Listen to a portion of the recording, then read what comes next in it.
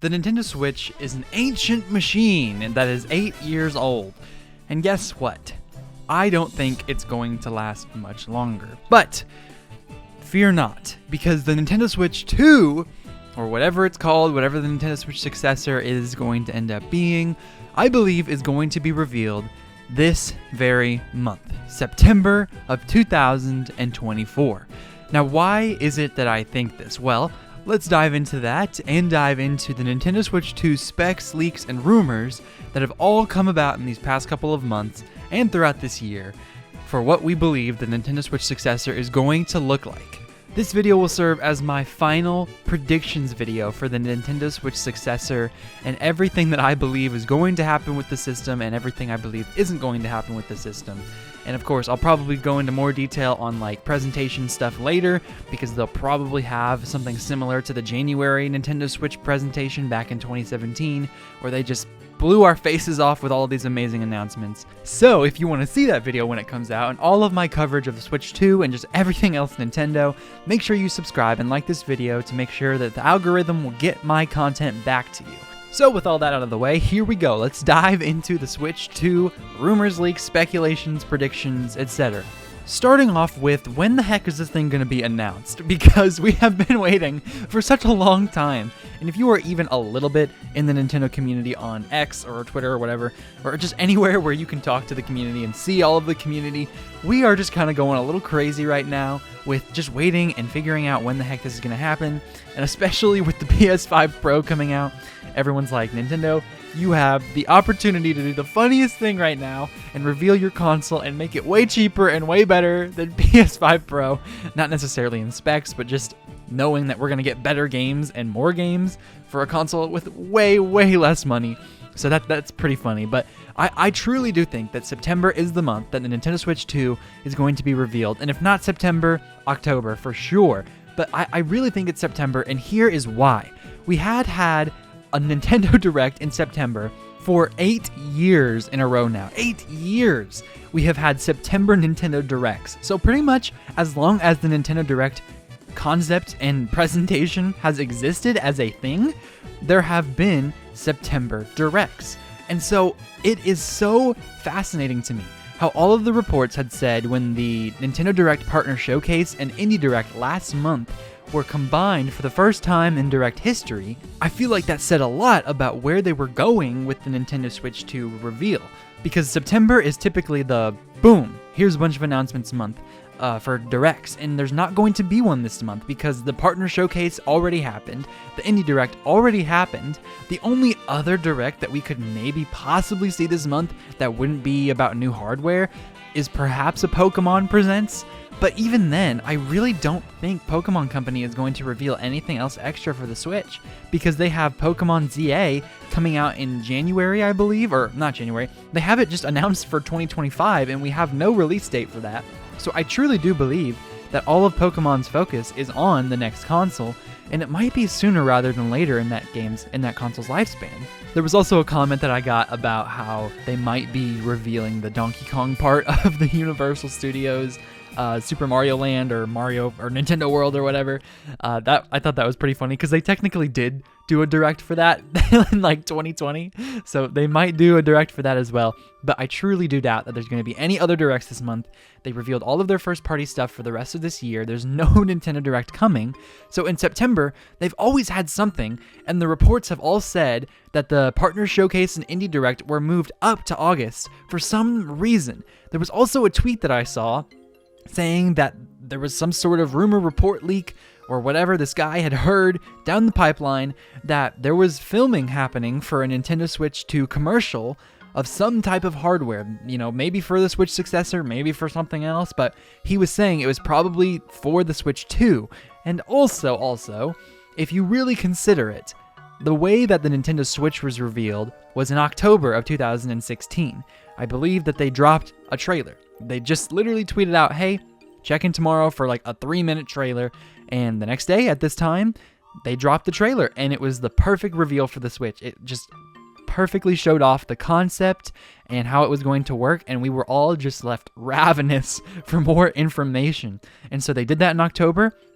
Then they let the rest of the months go by, and in the beginning of January, they just announced everything. They showed off all the specs, the pricing, the games, the plan for the year pretty much. And so I believe that they're going to follow somewhat of a similar model to that, except this time it's going to be in September, so that it has a little bit more of a life cycle leading up to its reveal and release. Because honestly, the only reason that they did it so quickly for the Switch, because technically the only official reveal, even though there were plenty of leaks and rumors just like there are now, the only reveal specifically for Nintendo was, hey, October 2016, this is the console.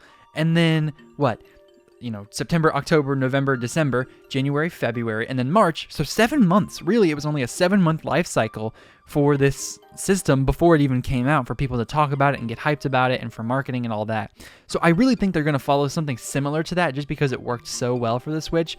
But technically, most consoles have about a year in between reveal and release, and so I think they're going to do something similar to that with this September reveal rather than an October reveal. So next, I'd like to talk about a feature I believe that the Switch Successor will have, that many people have said will probably have, like Nate the Hate had confirmed this a little bit ago, but I truly do believe that the Switch Successor will be backwards compatible with the Nintendo Switch.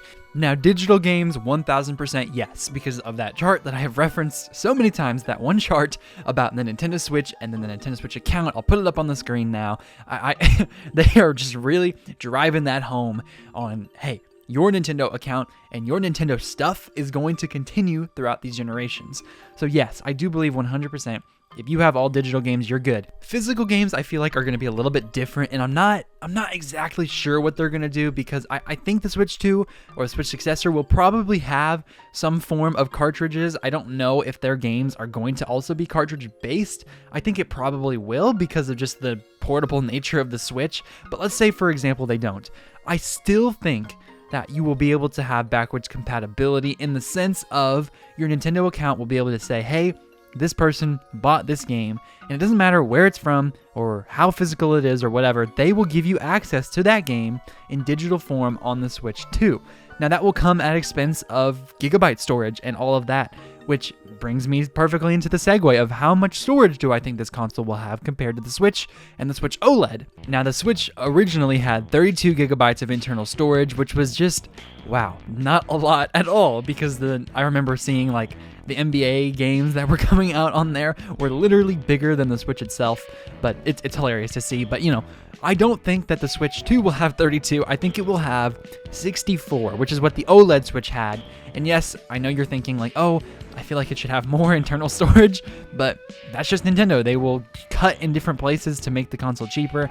And trust me, I would much rather pay $400, which, a little spoilers for a little later on the pricing, I would much rather pay $400 for a new system than $450 and it have like 120 gigabytes of storage. So yes, I do think it'll be at 64, and that also segues a little bit into the internal RAM, which just basically says how much can this console have, like how much power can this console have, how much is this going to work with, and it has 4 gigabytes of RAM on the initial Switch. I truly do think that the reports are correct in that it's going to be doubled.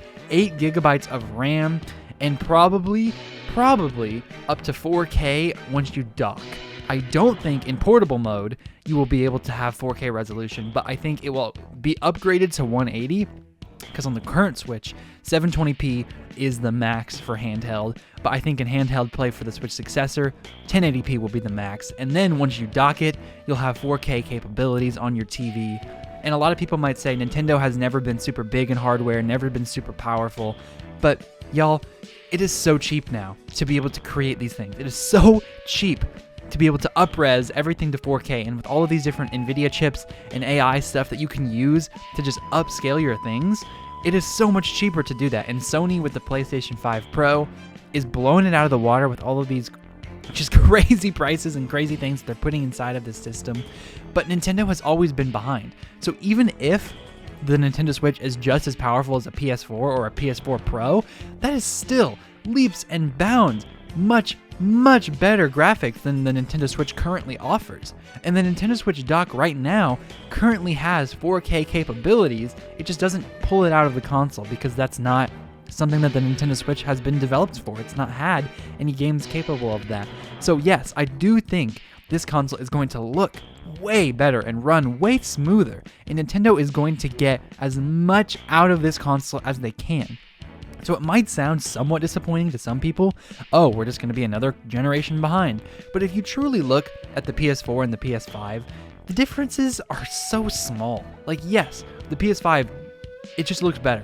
Games on it look better, it runs better, runs smoother, but they don't look that different. So I am perfectly content playing my new Zelda and new Mario on a PS4, PS4 Pro type console power-wise than I would be like, oh, I wish it was PS5 level. Like, we're getting to the point where the bar and the line is so thin. It is so low compared to next generation leaps of past. So yes, I think it's going to be perfectly fine, and it's going to run perfectly well. Now, a lot of people have talked about the OLED system with the Switch now, and I mentioned it a little bit earlier in this video, but I don't think that the Switch 2 is going to launch with an OLED screen in portable mode, which, oh man, that kind of sucks because I love my OLED Switch, but truly, I would much rather them save money where they can in terms of like developing this console and getting it out to us, because that definitely takes up more money. I mean, the Switch OLED was $50 more, and really all it did was change the kickstand and update the Switch in a little bit, add more internal gigabytes for you to have more storage, and then the screen itself obviously was the change, and then the new Joy-Con, but they didn't change a ton about it, and it was a $50 boost. So I really think that they would much rather be like, hey, LED screens, which, hey, LED screens look really good. Like, if you can get the right kind, they look amazing. And I'm sure Nintendo has already thought about this and weighed their options. But yes, they should 1000% not put this OLED screen on this Nintendo Switch 2 to save money, because it's going to look so good and be so cheap at the same time. And they're really smart with how they do that, and they're okay with selling their consoles a little bit at a disadvantage. They're not going to make all their money back on the consoles because of how much money they make from their games and how engaged the Nintendo Switch install base has been. I mean, my gosh, how many games have people bought? So many Switch owners have so many different games. I know I have way too many Switch games, way too many. I have bought pretty much every first-party game and a lot of indie games and a lot of third-party games too. So yeah, most people are going to be super engaged in that way, and Nintendo is okay with losing a little bit of money selling their console, but gaining that all back with the amount of consoles that are sold and the amount of games that are bought with it. So yes, I do think the Switch 2 will be sold for $400 USD. I don't see it being much more, but if it is more, I would say it's going to be at $450. If they do somehow put an OLED screen in it or put more, internal storage in it, I think $450 is the max, and $400 is the floor. They've learned their lesson from the 3DS days of selling it super, super expensive, and the Switch launched at $300. They learned their lesson there too. I think that they're definitely going to keep it at $400, $450, especially looking now at the PS5 Pro and the PS5 itself. It is just so much cheaper to put it at $400 than what PlayStation currently offers, and honestly, even the Xbox Series S and X. The Series S, I believe, is a lot cheaper, and it's around $350. So yes, it will be cheaper, but most people don't buy Xboxes for first-party games to begin with. So I feel like Nintendo's main competition here is Sony, and they're going to be way cheaper than Sony and look really, really close, graphically speaking, to what the PlayStation puts out. I also think about the console itself that the Joy-Con are going to look a lot different. They're going to be compatible with the Nintendo Switch Successor, the old Joy-Con will, but I think the controllers that come with this new system are going to be different. The reports have said that it will be magnetized to where you don't have to rail, like it has a rail system right now to where you click it onto the Switch. There aren't going to be those rails. It's just going to be these really powerful magnets that somehow, because most of the time magnets will drain batteries, and a lot of people have had to deal with that, but reports in different videos I've seen have said that there are ways to magnetize things really powerfully without actually draining battery life, and so I think Nintendo's going to do that. It's going to be an updated Joy-Con model, and it's going to be a lot better than what we have right now, and yet you'll still be able to use all of your old controllers with the Switch 2. So I've talked a whole lot about the hardware, the internal storage, how it's going to run, all of that stuff. But the one thing I haven't talked about is, when do I think this is going to come out? So that is a little bit trickier for me to answer, but I truly do think March, April, May is the month that they are going to release this. The first Switch came out on March 3rd, 2017, and I think they'll follow somewhat of a similar trend, except they'll probably wait until after the fiscal year. So I'm going to say April is the month that they release the Switch Successor. That makes it a little bit different than the first Switch and gives it a little bit more time to breathe rather than having it in October and then March like they did with the original. They're going to give it more time. They're going to say September. I say September is when they are going to reveal it. They're probably going to do a January, February presentation, and then April will be the month that they release it. Most likely early April. So this time they have a lot more space to breathe, to market, and to show everyone why they should buy this new console. The last thing should be games then, right? But I am not going to talk about that today because I want to wait until after the presentation has been announced and after the Switch 2 has been revealed. So that means we've reached the end of this video. So thank you so much for watching, for sticking into the end, and for listening to all of my predictions and covering all the different rumors and leaks that have been talked about with this new Switch Successor.